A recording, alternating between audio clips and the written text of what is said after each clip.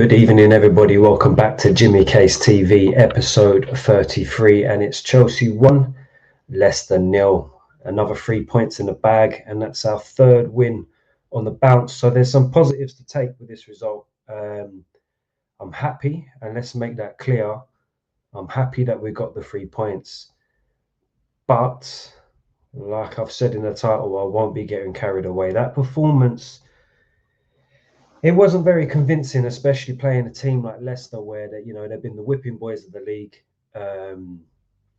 Obviously, they play a low block and they don't look like they're trying to ever score a goal. So there is some difficulty in playing teams like that. But the overall performance from Chelsea, I don't think was one to be ranting and raving about, especially with the fixtures that we've got coming up. I mean, obviously the poor run of form that we've been on, we're trying to seek some convincing wins to convince the fans that we are on the right track and we can get this top four. Now obviously the result puts us back into top four. We've taken advantage of a Manchester City loss yesterday. We're now 2 points ahead of them, which is great, fantastic, but the overall but is, if we play like that against teams that are a lot better than Leicester City, I do think that we are going to be punished. And I do think a result that's not going to go our way is coming. And that could be next week against a strong Arsenal side. Now, obviously, Arsenal themselves haven't been playing at their best. They've just gone to Manchester United and got a draw. But Old Trafford is never an easy game, no matter how bad Man United are playing. I don't know if you saw that record that popped up on their screen. That is absolutely ridiculous record. I think it was 40 years that if they were leading at half-time at Old Trafford, they haven't lost a game. That is an insane record. But we've got them next week, Arsenal. So performances like that, not very convincing. I'm not going to lie, but I don't want to be too disheartened. I don't want to, just moan constantly. I'm trying to find the positives. I'm trying to, at some point we do need to try and feed some confidence in these players, because I don't think Maresca's the guy to do it, if I'm totally honest with you. The more and more the season goes on, the more I start to think that he fluked the first half of the season. The tactics right now are just awful football to watch. I'm not even gonna, there was one point in the live stream, and if you did tune in, thank you very much, I appreciate it. And if you're tuning in now, leave a like, and if you're new to the channel, subscribe. I very much appreciate it. I'm trying to get to 100. I know it's low, but it's slow progress. But there was a moment in that live stream where I nearly turned it off because I was getting so frustrated. It actually came just before the Cucurella goal. So the first, let's just talk about let's talk about the lineup. To be fair, there was a couple surprises in there. One, Robert Sanchez. I have no idea why this guy has made his way back into the first 11. Like, did Jorgensen fail the test? Is that what we're saying? I don't understand that one. I don't see what Jorgensen done that has been much worse than what Rob Sanchez has done for that to just flip round. It feels to me as if Enzo Maresca's turned around and said, you know what, we'll give you a couple games break anyway. We'll let you play in the Conference League, and don't worry, I'll give you a spot back. Just let the fan, like, he's just done it to appease the fans, and I feel like he keeps doing stuff to appease the fans. Even after the game, they're walking around fist pumping and celebrating like it was a Champions League game. And I feel like they're forcing it to try and win the fans back on side, because he knows that he's lost us. He knows that he has lost the fans. Not all of the fans, majority of the fans. And it's got nothing to do with all of that nonsense. It's all to do with your tactics and how this team are playing currently. I put a lot of everybody that watches my streams will know that I put a lot of the blame on Enzo Maresca for ruining this team's confidence going into December, telling them they weren't good enough, that we're not in a title race, that they're not ready to compete. When we was there, I wasn't saying that we was in a title race, but we was definitely there, and we had an opportunity to press on and feed these kids confidence and tell them they're good enough to really go for it. We might not have lasted in the long run, but that's fine. But we had a good set of fixtures coming up in December, and he ruined their confidence. And we've gone through the shit, and we're still there, to be honest. We've had, 3 wins on a bounce against teams that we should be beating. Southampton, Copenhagen, which we've made difficult for ourselves next week, and Leicester, only a 1-0 when they've been getting smashed every other week. So we've got to look at the fixture. We've got to look at how we are actually playing and really think about where we are and where we're going to end up. I'm still not convinced. Anyway, the lineup started off with Robert Sanchez in goal. Again, like I said, I have no idea why he's back in the 11. Performance-wise, he to me, he's just shaky. No matter what he does, he's shaky. I think he panics our defence. Every time the ball goes to him, everybody's on their seats thinking what's going to go on. It's just not a safe option, in my opinion. Cucurella at left back. For me, there was 2 players on the pitch that I would have given man of the match today. He was one of them. Obviously, he pops up with his goal in around the 60th minute. Great strike, but we'll get to that. Levi Colwell and Tosin Adarabioyo. I'm getting better at that. At centre backs, I thought Levi Colwell had a good game today. I thought he won pretty much nearly all of his headers. He looked very alert. He looked up for it today. So I was very impressed with Levi Colwell. Fofana was the next one. Surprise inclusion. Obviously back from injury. So I was a little bit worried. Are we rushing him? Shouldn't we be giving him minutes coming off the bench maybe? But he came in and he done all right. He looked like he'd never left, if I'm honest with you. Bombing up and down the line. Good defensively. And we've missed him. Boy, we have missed him. I mean, that's our first clean sheet in a long time. Obviously, since Southampton, forget that one. Before that, Aston Villa at home.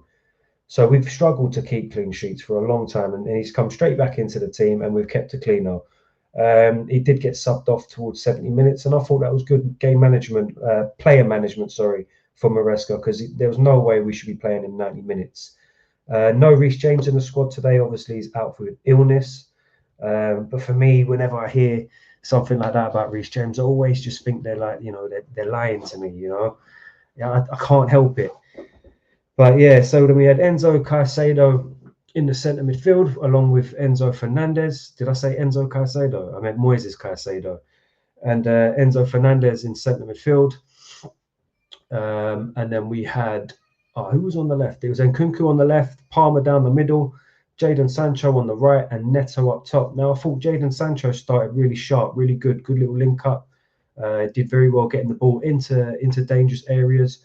Obviously, the biggest talking point in the first half was the missed penalty by Cole Palmer. Jadon Sancho won that penalty.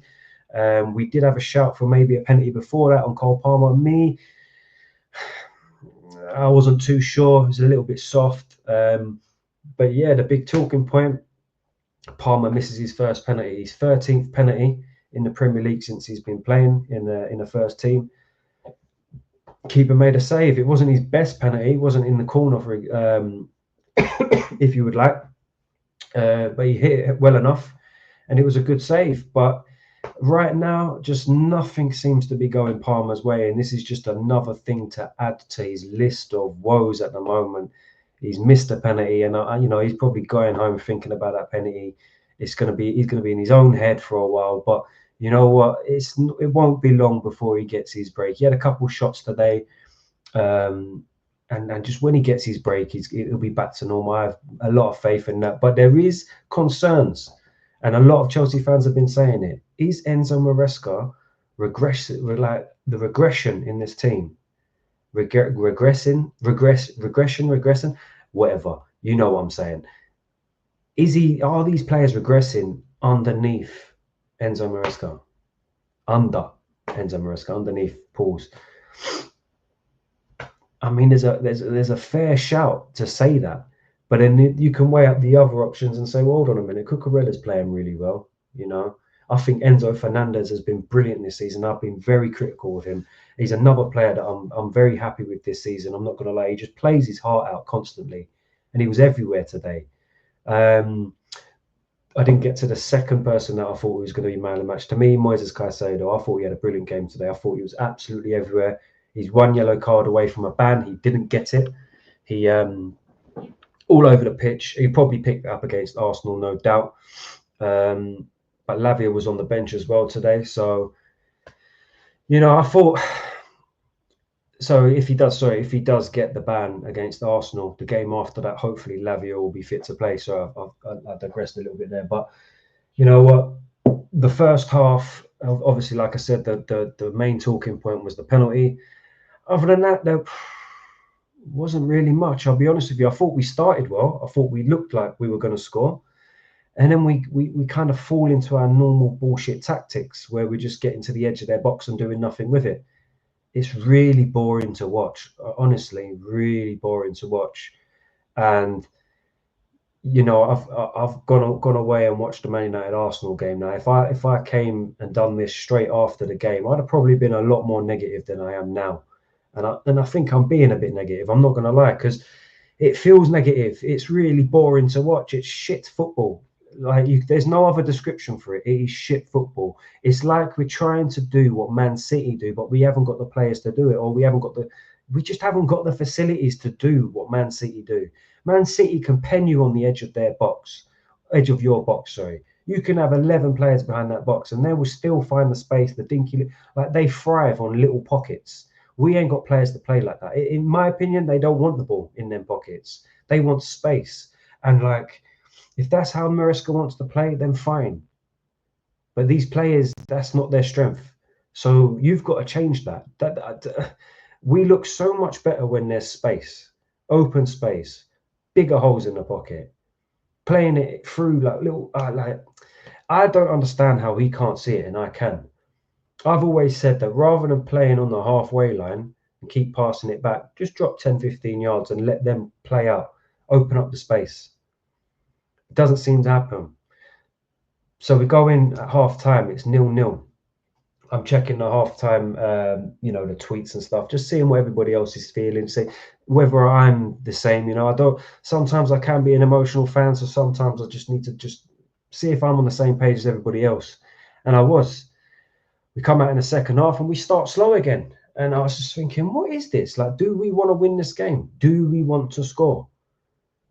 And I wasn't sure. And I got to the point where I was like, you know what? I'm so close to turning this off. I've got to be somewhere. I will just jump off a stream. And lo and behold, Cucurella finds a bit of space. Brilliant strike, bottom right corner, 1-0. And we're off and running again. And then after that, I tell you what, there was some improvement. We did look better. We looked more intent. We looked more direct. The chances that we were creating were a little bit better, but we still failed to get the ball in the back of the net. And you know what? Leicester did have some chances. There was a chance literally right at the end where if he'd have got a foot on it, that could have been 1-1. So, we are kind of riding our luck out with with the way that we're performing, because other teams do get chances. It's not like we're doing all of this possession-based football and we're doing a lot with it. Well, we're not, because we're not scoring, but we're keeping the ball a lot, and we've got the ball all the way down their end, and we've got them camped on the edge of their box. These teams still get chances, and it only takes one of them to go in. And when we're not doing nothing with the ball, the result can go the other way. So for me, there's still alarm bells, if I'm honest with you. I don't think that was the greatest result. Although I'm happy we've got 3 points, and what it does for us in our league position, it sets us up well for a game against Arsenal. We've obviously got Copenhagen in the week, during the week. That is during the week. Let me just double check. I'm pretty sure it is.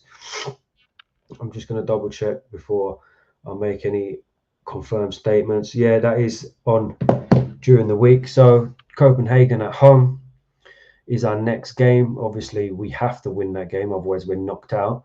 And we've made it difficult for ourselves in a game that was really, we could have run away with it, and we let them get a goal back. So now they're going to be up for it, trying to attack us and try and get the win. So that could be a tricky game. And it could be a tiresome game. It could mean that we go into Arsenal tired. And that's why I was so frustrated during the last Thursday about that 2-1 win, because again, it wasn't a convincing one, although it could have been. And Arsenal get a convincing win, a 7-1 win over PSV. So they're ready to rest their players. and they'll be right up for it for us next week. So if you want my honest opinion, I'm a little bit worried. I'm a little bit worried about that game coming up. Yeah, there's not really much more I can say about it other than I'm not looking forward. Although I will look forward to it as the more time goes on. In terms of where I see the result going for that game, I am not confident. I'll be honest with you. Even though Arsenal are not playing their best football, they're missing a striker just like us.